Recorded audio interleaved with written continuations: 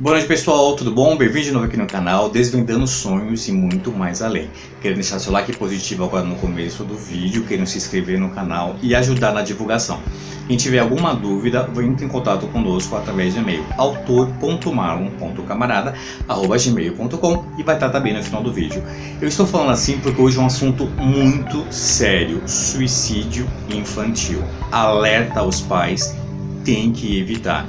Toda essa onda que nós tivemos de baleia azul, toda essa propagação, lembra do Lord Byron, que rolou isso há muitos séculos atrás, alguns séculos atrás? Então, as crianças até 12 anos de idade têm que ser vigiadas pelos pais. É responsabilidade espiritual do pai ou da mãe ou do tutor ou da tutora. O que é tutor?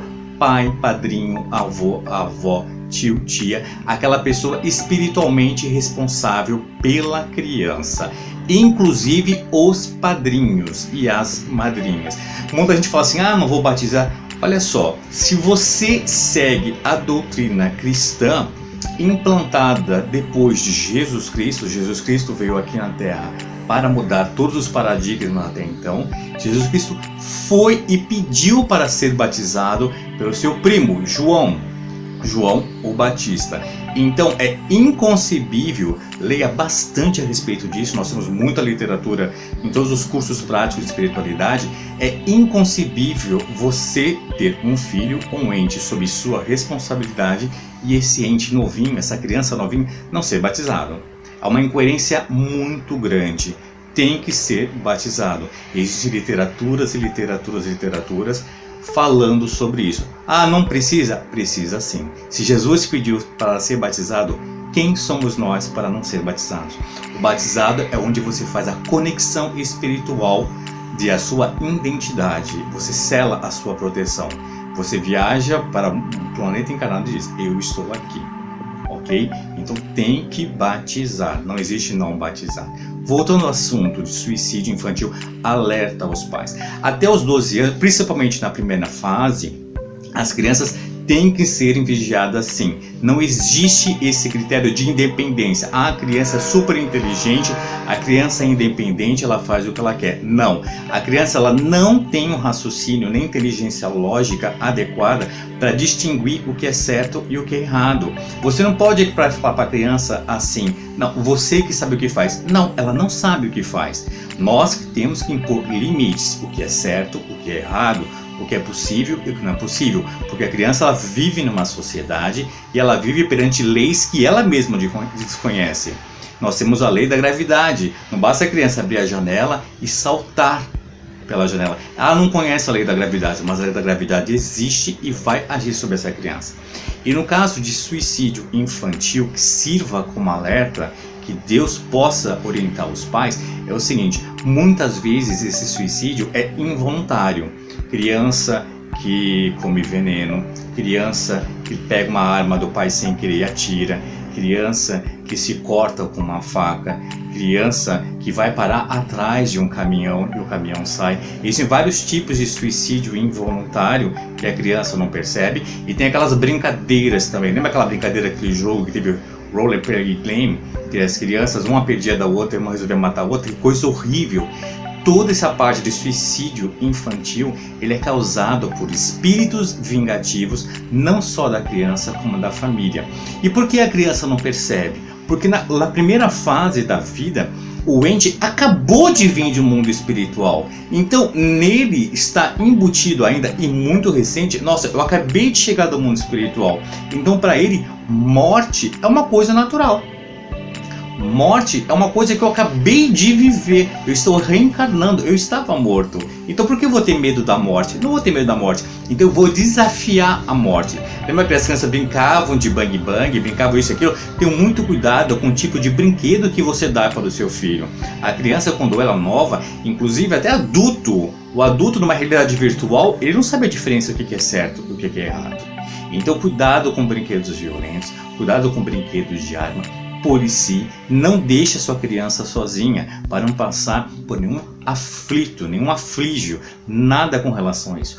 Cuidado, o suicídio infantil por mais que ele seja perdoado ou orientado pela espiritualidade, recai depois sobre a responsabilidade dos pais.